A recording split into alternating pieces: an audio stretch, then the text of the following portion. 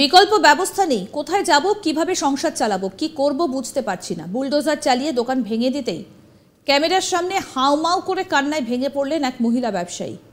তিনি জানেন না এরপরে কিভাবে তারা সংসার চালাবেন, কেননা দোকান করেই ছেলে মেয়েকে খাওয়ানো থেকে শুরু করে সংসারের দায় দায়িত্ব সবকিছুই করতেন, কিন্তু সেই সম্বলটুকু চলে যাওয়ায় মাথায় আকাশ ভেঙে পড়েছে।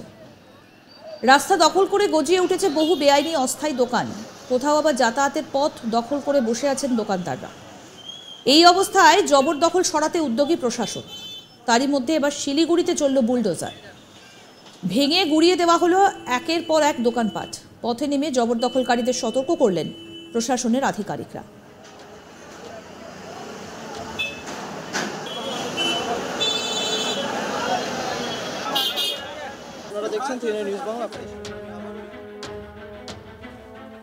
বেআইনি নির্মাণ, ফুটপাত জুড়ে হকারদের বারবারন্ত নিয়ে গত মাসেই অসন্তোষ প্রকাশ করেছিলেন রাজ্যের মুখ্যমন্ত্রী মমতা বন্দ্যোপাধ্যায়। জবরদখল নিয়ে কড়া বার্তা দেন মুখ্যমন্ত্রী। তারপর 24 ঘন্টার মধ্যেই কলকাতা ও সল্টলেক জুড়ে শুরু হয়ে যায় হকার উচ্ছেদ। শহর থেকে জেলা বুলডোজার দিয়ে গুড়িয়ে দেওয়া হয় একাধিক বেআইনি নির্মাণ। জেলায় জেলায় দেখা যায় হকার উচ্ছেদের ছবি, সেই সঙ্গে বেআইনি নির্মাণ ভেঙে ফেলার কাজ। এবার শিলিগুড়িতে ফুটপাত দখলমুক্ত করতে নামানো হলো যোগীরাজের বুলডোজার, আর তা নিয়েই শুরু হলো ব্যাপক চাঞ্চল্য।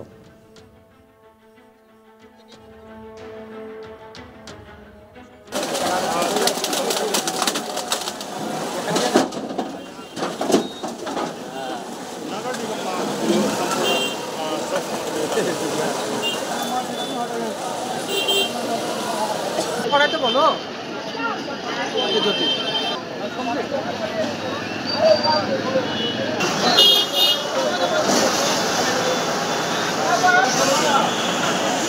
आपको लूट लग गया तो जाने दो,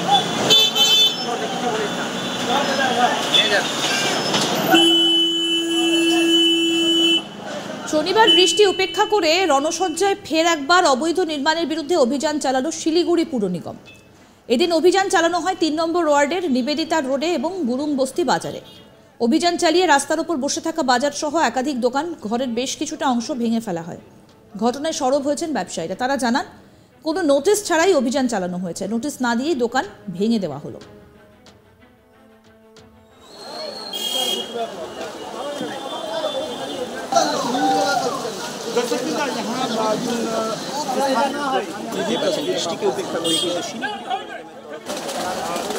আসুন আপনাদের শোনাই স্থানীয় ব্যবসায়ীরা কি বলছেন, আসুন শুনি তাদের কথা। কালকে আসলে আমাদের একটা লিখে গেছেন রামমোহন, আচ্ছা তোমাদের একটা কোনো অস্থায়ী করে দিব বলে, আচ্ছা আজকে হঠাৎ এটা ভাঙা গেল। আচ্ছা, এতে কতটা সমস্যা হবে? কতদিন ধরে ব্যবসা করছেন এখানে আপনারা? এখানে আমার মিনিমাম হলো 35 বছর দিয়ে আমরা করতেছি। আচ্ছা, এখন যে এইভাবে উচ্ছেদ করে দেওয়া হলো, কোনো রকম তো ভাবো এখনো দেওয়া হয়নি কোথাও জায়গাতে, কি ভাবছেন কি করবেন এবার? এখন কি করবো এটাই আমি ভাবতেছি, আমরা কি করে খাবো। এই মানুষ কি করে একটা করে দোকানদারি করে 10টা সংসার চলাইতাম, 10টা 2টা 4টা বাল বাচ্চাকে পড়াইতাম, এখন আমরা কথাই যাবো? এতে তো সমস্যা হবে তাহলে। অনেক সমস্যা, কথাই যাবো আমরা বলেন। 42 সাল হয়ে গেছে, 42 বছর হয়ে গেছে। কোনো রকম নোটিশ দেওয়া হয়েছিল আজকে ভাঙা? আজকে দেওয়া হয়েছিল, চম্পাশাড়ি বাজার ছিল না তখন থেকে এই বাজার ছিল। তাহলে কতটা সমস্যা হবে এখন? সমস্যা কতটা হবে এখন? নোটিশ কোনো নেই। সমস্যা কতটা হবে? সমস্যা কি, এই যে তো 40 বছর থেকে 50টা নেতা হলো, 50টা ভাষণ করে চলে গেল, কিছু হয়নি। এটাই ব্যাপার আর কিছু। ধরে এখানে দোকান করছেন? আমি তো ছোটবেলা দিকেই করতাম এখানে দোকান। আচ্ছা, এই যে কোনো নোটিশ দেওয়া হয়েছিল ভাঙার আগে? না, নোটিশ তো আমাদেরকে কাউকে দেওয়া হয়নি। কাউকে দেওয়া হয়নি। এখন তাহলে কতটা সমস্যায় পড়বেন যে এখানে যেতে হবে? আপনাদের এখন কিছু করা নেই, ওইটাই চিন্তা করতেছি। মাথাটা কাজই করতেছে না, কোনো বুদ্ধি কাজ করতেছে না। हम लोग यही कहना चाहते हैं, जब तक हम लोग व्यवस्था नहीं होगा, यही धरती पर कमाएंगे खाएंगे, बाल बच्चों को हम पालेंगे नहीं। हम 30 साल से कर रहे हैं दुकानदारी। अभी कैसे गुजारा होगा? वही बाल बच्चा यही धरती पर कमा के बाल बच्चा का गुजारा कर रहे हैं। आपको कहाँ जाएंगे, कहाँ जाएंगे, यहीं पर रहेंगे। यही होगा तब तक गुजारा नहीं होगा। जब तक हम लोग व्यवस्था नहीं होगा तब तक यही धरती सब्जी का दुकान था, जितना दुकानदारी किया सारा पैसा उठाने पर हम सब लेकर चला गए। अभी हम कुछ भी नहीं है, कैसे बाल बच्चा मेरा जिएगा? नहीं मेरा पति है, नहीं मेरा लड़का है, कुछ नहीं धंधा कर हम बाल बच्चा को पाल रहे। मेरा लड़की है। क्या करेंगे, कौन सोचेगा? हमको नहीं पति है ना बेटा, कौन सोचना सोचेंगे हम? हमको तो जीवन इसी ने कहा जीना है। नहीं, कुछ विषय में बात नहीं हुआ जी। हमको यही अवस्था खराब है, मेरे बाल बच्चा कैसे जिएगा, हमको यही समस्या है। শুনবো শিলিগুড়ির মেয়র গৌতম দেব কি বলছেন, শোনাই। বিরোধিতা রোডে এটা খুব দুর্ভাগ্যজনক ব্যাপার। লেফট ফ্রন্ট তারা সর্বনাশ করেছে আমাদের শিলিগুড়ি শহরকে, আমার বলতে কোনো দ্বিধা নেই। এটা যখন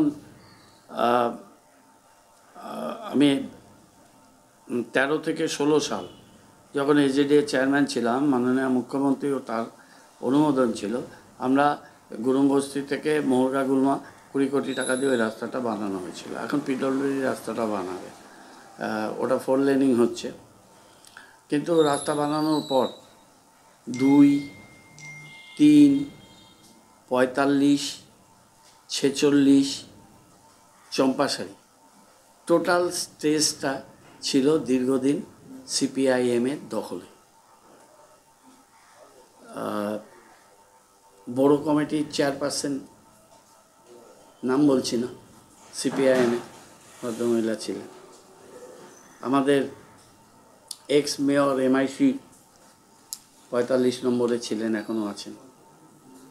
2 নম্বর ওয়ার্ড এবং 46 নম্বর ওয়ার্ডে যিনি এমআইসি ছিলেন তিনিও দীর্ঘদিন ছিলেন, এবং জিপিটা ছিল সিপিআইএম। তো এই পরিস্থিতিতে ওখানে রাস্তার সাইডে ইট রেখে ইট বিক্রি করা, ওখানে মাংসের দোকান, ওখানে মুরগির বাজার, ওখানে শাক সবজি, রাস্তার প্রথম একটা সাইড দখল হয়ে গেল, বাইফার্কেটের এরিয়া দখল হয়ে গেল, উল্টো সাইডেও চম্পাশাড়ির দিকটা বাজার বসতে শুরু করলো। তারপর পিডব্লিউডি রোড এনক্রোচ করে বাড়িঘর তো হলোই। হাইকোর্ট, অনারেবল হাইকোর্টের অর্ডারে বেশ কিছু বাড়িঘর ওখানে ভাঙা হলো। আজকে এদিকে আমরা যেটা করলাম, আমরা কোনো বাড়ি পার্মানেন্ট স্ট্রাকচারে আমরা হাত দিইনি। রাস্তার উপরে যেগুলো ওয়াল চলে এসছে, যেটা শেড দিয়ে বাইরে বার করে দিয়েছি, সেগুলোকে সরিয়ে দেওয়া হয়েছে। আর ওখানে দোকানদারদের আমরা পাবলিক নোটিফিকেশান করে দিয়েছিলাম। সেই নোটিফিকেশানগুলো 7 দিন আগে, 5 দিন আগে 2 বার করে সেগুলো ওয়ালে লাগানোই আছে। আরও আপডেট পেতে দেখতে থাকুন আজ তাক বাংলার ইউটিউব চ্যানেল, সাবস্ক্রাইব করুন, নোটিফিকেশন পেতে বেল বাটন অপশন প্রেস করুন।